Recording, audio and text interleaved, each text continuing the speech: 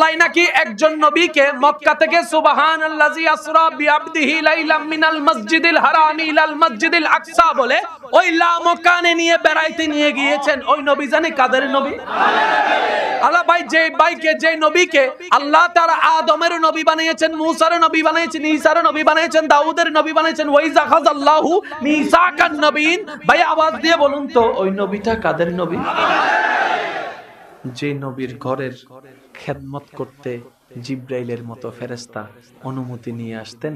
ভাইয়া ওই নবীটা জানি কাদের নবী? আর একটু জোরে বলেন না। যাকে আল্লাহ বানিয়েছেন সবার আগে, পাঠিয়েছেন সবার শেষে, ভাইয়া ওই নবীটা জানে কাদের নবী? যে নবীর নাম দুনিয়াতে মোহাম্মদ, আসমানে আহমদ, ভাইয়া ওই নবীটা জানে কাদের নবী? পৃথিবীর শ্রেষ্ঠ কিতাব, নির্ভেজাল কিতাব, জালিকাল কিতাবুল লা রাইবা ফি, এমন একটা কিতাব, ইয়াসিন ওয়াল কুরআনিল হাকিম ওয়ালা কিতাব। এই কিতাবটা আল্লাহ তাআলা যে নবীর উপর নাজিল করেছেন, ভাইয়া ওই নবীটা কাদের নবী? যাকে দিয়ে হাসরের ময়দান উদ্বোধন করা হবে, আল্লাহ ওই নবীটা জানি কাদের নবী?